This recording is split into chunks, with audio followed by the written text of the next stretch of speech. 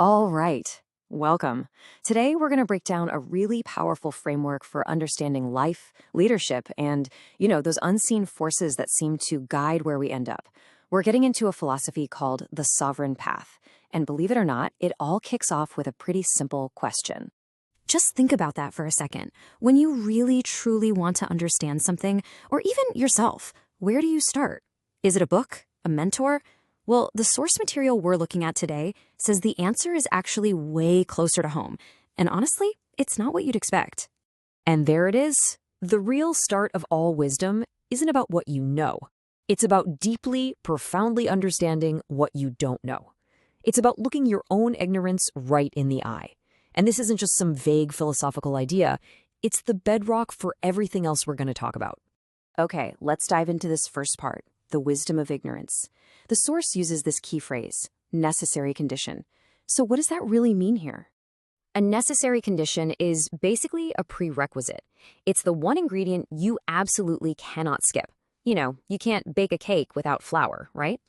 Well, according to this way of thinking, you can't get to real understanding or success without first admitting you don't have all the answers. It is the absolute starting line. So the source gives us two pillars to build on. First, as we've said, is knowing what you don't know. But the second one, and man, this is insightful, is knowing when you are failing. Think about it. This is literally the whole fail fast mantra from the startup world. It's not about being negative. It's about having an honest-to-God feedback loop with reality. You can't fix your course if you don't even know you're headed for the rocks.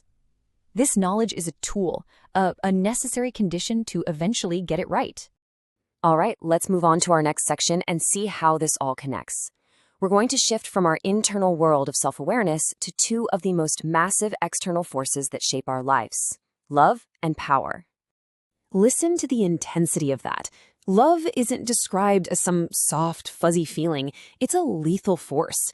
It's powerful enough to build empires, to inspire incredible acts of good, but it can also be the spark that leads to complete and utter destruction. It's like a fire, It can warm your house or it can burn it to the ground. And then we've got power.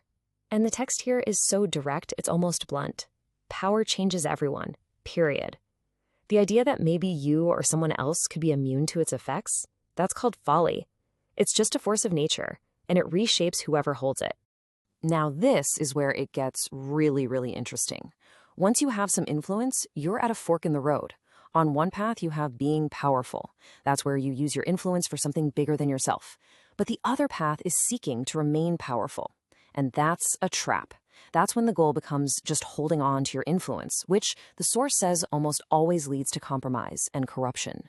And this brings up a huge question for every single one of us. It doesn't matter how big or small your power is. At your job, with your family, in your friend group, when you have influence, which path are you walking? Are you using it for a purpose, or are you just trying to protect it? This whole idea of influence and leadership brings us perfectly to our next section, the spirit of a king.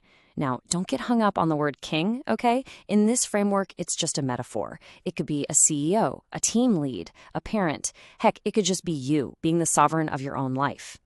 So here's the absolute heart of it. Real leadership has nothing to do with a title or an office or the crown. It's an internal thing. It's about the spirit of the person. A true leader is a leader whether they have the official position or not, because their authority comes from inside. So how does this king lead with wisdom?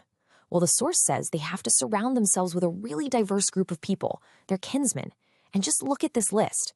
It's not just the smart people and your friends, it's also the foolish and even your enemies. I mean, what a powerful idea. A leader who only listens to their allies is living in a bubble. It's by understanding the arguments of your critics and the mistakes of the foolish that you really start to see the entire board. And this just nails the danger of an echo chamber. A leader who only hears the word yes is a leader who is completely blind. Dissent, disagreement, people challenging you, those aren't threats. They are vital signs. They're essential for survival. Without them, the source is clear. The throne, whatever that position of leadership is, will be lost. This is such a simple but heavy statement. Just sit with it for a second. We become what we allow. It's not just about what you do. It's about what you tolerate, what you let slide around you. If you're a leader, the bad behavior you allow becomes the new standard for your team. In your own life, the disrespect you let people get away with, well, that sets the boundaries for all your relationships. You are literally building your world based on the standards you're willing to enforce. And all of this leads us to our final and, honestly, the most profound section. After you understand yourself, the forces of love and power, and the nature of leadership, where do you look for the ultimate map? This is about seeking the final way. Let that one sink in. The Source is arguing that the biggest things that decide our fate, they're not loud and obvious. They're quiet. Like, you don't hear a seed growing underground, right? The real start of success or failure happens silently, beneath the surface, guided by these unseen principles. And the warnings are pretty stark for anyone who ignores these silent laws.